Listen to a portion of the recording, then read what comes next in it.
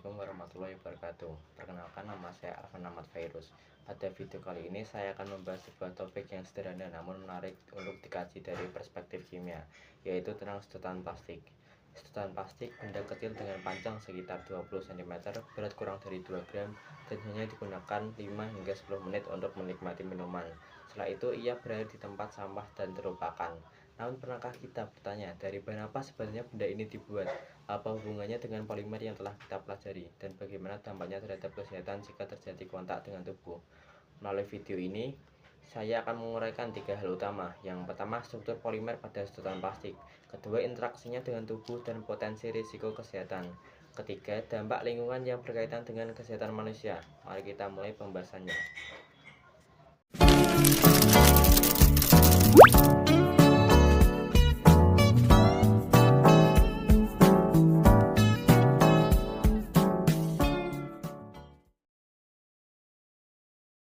Sebelum membahas lebih jauh, penting untuk memahami konsep dasar polimer. Secara sederhana, polimer adalah molekul besar atau makromolekul yang tersusun dari unit-unit kecil berulang yang disebut monomer. Analoginya itu seperti untaian manik-manik. Setiap manik adalah monomer, dan ketika kita dirangkai menjadi satu kesatuan panjang, terbentuklah polimer. Panjang rantai dan jenis monomer menentukan sifat fisik polimer tersebut, seperti kekakuan, kelenturan, atau ketahanannya terhadap panas. Sedotan plastik yang umum digunakan sehari-hari terbuat dari jenis polimer yang bernama polipropilena, yang biasa disebut dengan PP. Polipropilena termasuk dalam kelompok termoplastik dan memiliki kode daur ulang 5 yang sering ditemukan pada bagian bawah kemasan plastik. Pemilihan polipropilena sebagai bahan baku sedotan didasarkan pada beberapa perhitungan teknis. Yang pertama, ringan. Densitasnya yang rendah membuat sedotan tidak tenggelam dalam minuman. Yang kedua, fleksibel namun kuat. Material ini dapat ditekuk tanpa patah sehingga nyaman digunakan. Yang ketiga, dan panas relatif. Polipropilena tidak langsung meleleh ketika bersentuhan dengan minuman hangat karena titik lelehnya berasal di kisaran 160 Celcius. Yang keempat, inert secara kimia. Artinya material ini secara umum tidak mudah bereaksi dengan zat lain sehingga dianggap aman untuk kemasan makanan dan minuman. Dari perspektif teknik material, polipropilena merupakan pilihan yang efisien. Namun pertanyaan pentingnya adalah sejauh mana sifat inert ini bertahan ketika material tersebut terpapar dengan berbagai kondisi, seperti suhu tinggi atau cairan yang memiliki tingkat keasaman tertentu. Seperti itu. Sekarang kita akan membahas ini permasalahan, yaitu bagaimana interaksi antara sedotan plastik dengan tubuh manusia. Ketika sedotan digunakan untuk minum, terjadi kontak langsung antara plastik dengan cairan yang akan dikonsumsi. Dalam ilmu material terdapat konsep yang disebut migrasi. Migrasi adalah fenomena berpindahnya molekul-molekul kecil dari material plastik ke medium yang berkontak dengannya. Proses ini dapat dipicu oleh beberapa faktor, yaitu suhu tinggi, tingkat keasaman atau kebasahan ekstrim, serta durasi kontak yang lama. Molekul-molekul kecil yang dimaksud adalah zat aditif dalam proses produksi plastik. Polimer utama tidak berdiri sendiri. Pabrikan menambahkan berbagai zat aditif untuk meningkatkan performa material. Beberapa di antaranya adalah yang pertama ada plasticizer, ditambahkan untuk meningkatkan fleksibilitas plastik. Yang kedua ada stabilizer, berfungsi mencegah degradasi akibat panas atau paparan sinar ultraviolet. Yang ketiga ada antioksidan, mencegah oksidasi yang membuat plastik rapuh. Yang keempat ada pewarna, memberikan warna tertentu pada produk.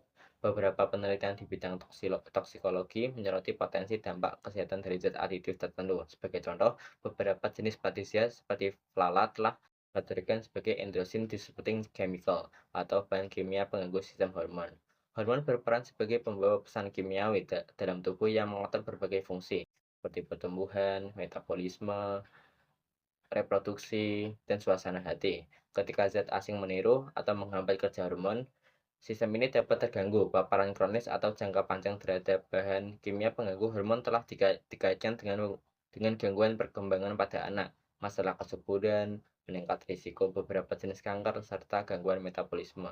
Namun perlu ditegaskan bahwa efek tersebut umumnya muncul akibat akumulasi paparan dalam jangka waktu yang panjang, bukan dari penggunaan sekali ataupun 2 kali.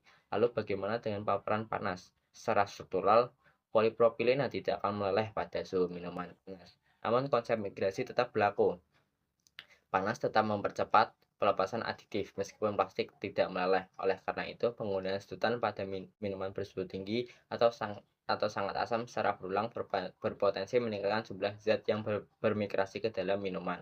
Di Indonesia, keamanan kemasan pangan termasuk termasuk sedotan diatur oleh BPOM dan Kementerian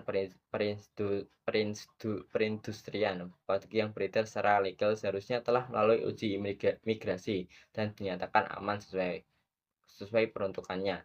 Namun, kepatuhan terhadap standar ini tidak selalu terjamin pada semua produk yang beredar di pasaran. Seperti itu. Pak, sedotan plastik tidak berhenti setelah dibuang. Justru disinilah babak baru permasalahan dimulai. Setelah digunakan selama beberapa menit, sedotan berakhir di tempat pembuangan akhir atau dalam banyak kasus di sungai dan di lautan. Polipropilena termasuk polimer yang sulit terdegradasi secara alami. Di lingkungan material ini dapat bertahan hingga ratusan tahun.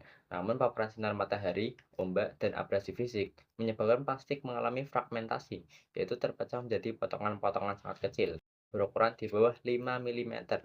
Partikel ini dikenal sebagai mikroplastik dan ada pula yang berukuran lebih kecil lagi yaitu nanoplastik. Mikroplastik ini kemudian masuk ke rantai makanan. Plankton sebagai organisme dasar rantai makanan laut kerap mengira mikroplastik sebagai makanan. Ikan kecil memakan plankton yang mengandung mikroplastik, lalu ikan yang lebih besar memakan ikan kecil. Dan pada akhirnya manusia mengonsumsi ikan tersebut. Proses ini disebut dengan bioakumulasi. Melalui jalur ini, mikroplastik beserta zat aditif yang mungkin masih terikat di dalamnya kembali masuk ke tubuh manusia tanpa disadari. Penelitian terkini telah mendeteksi keberadaan mikroplastik di berbagai jaringan tubuh manusia, antara lain dalam darah, jaringan paru-paru, plasenta, dan feses. Temuan ini mengonfirmasi bahwa mikroplastik telah masuk dan bersirkulasi di dalam tubuh. Potensi dampak mikroplastik terhadap kesehatan masih terus diteliti, namun beberapa kekhawatiran telah muncul. Yang pertama, potensi peradangan jaringan akibat partikel asing yang memicu respon imun. Yang kedua, stres oksidatif yang dapat merusak sel dan DNA. Yang ketiga, gangguan metabolisme yang serupa dengan efek aditif plastik. Yang keempat, mikroplastik dapat bertindak sebagai pengangkut zat beracun lain yang ada di lingkungan, membawanya masuk ke dalam tubuh. Penelitian mengenai dampak mikroplastik terhadap kesehatan manusia masih berlangsung dan belum menghasilkan kesimpulan final, namun prinsip kehati-hatian mendorong kita mulai mengurangi potensi paparan sejak dini. Itu. Bagi individu yang memahami dasar keilmuan di balik permasalahan ini, ada beberapa langkah yang dilakukan untuk mengurangi risiko. Yang pertama, beralih ke sedotan reusable yang dapat dipakai berulang kali, seperti sedotan stainless steel, kaca, atau bambu. Material ini tidak mengalami migrasi zat aditif ke dalam minuman. Yang kedua, jika diperlukan sedotan sekali pakai, pilih alternatif yang lebih ramah lingkungan, seperti sedotan kertas atau sedotan bahan biodegradable. Perlu dicatat bahwa istilah biodegradable tetap memerlukan pengelolaan pasca pakai yang tepat agar dapat terurai sesuai fungsinya. Yang ketiga, langkah yang paling sederhana adalah mengurangi penggunaan sedotan saat tidak benar-benar dibutuhkan. Meminum minuman langsung dari gelas adalah pilihan yang paling minim risiko. Yang keempat, jika terpaksa menggunakan plastik, pilih produk dari merek yang terpercaya yang telah terdaftar di BPOM. Meskipun sebagian besar sedotan berbahan polipropilena dengan kode 5, kepastian keamanan produk tetap bergantung pada kepatuhan produsen terhadap standar yang ditetapkan. Dari pemaparan yang telah disampaikan, dapat ditarik beberapa kesimpulan. Yang pertama, sedotan plastik berbahan dasar polipropilena adalah produk polimer yang secara teknis, efisien, dan fungsional. Yang kedua, di balik efisien teknisnya terdapat potensi risiko kesehatan akibat migrasi zat aditif terutama jika pada kondisi ekstrim atau secara berulang dalam jangka panjang. Yang ketiga, dampak sedotan plastik meluas ke lingkungan melalui pembentukan mikroplastik yang pada akhirnya kembali masuk ke tubuh manusia melalui rantai makanan. Sebagai siswa yang telah mempelajari kimia polimer, pemahaman tentang struktur material dan interaksinya dengan lingkungan menjadi bekal untuk menyikapi permasalahan ini secara rasional dan proporsional. Bukan sekadar mengikuti tren, tapi benar-benar memahami mekanisme ilmiah di baliknya. Pengetahuan ini memberikan pilihan untuk lebih bijak dalam konsumsi sehari-hari dengan mempertimbangkan tidak hanya kenyamanan sesaat, tapi juga dampak jangka panjang terhadap kesehatan dan lingkungan. Demikian penjelasan yang dapat saya sampaikan. Semoga penjelasan mengenai polimer pada sedotan plastik dan kaitannya dengan kesehatan ini dapat bermanfaat. Wassalamualaikum warahmatullahi wabarakatuh.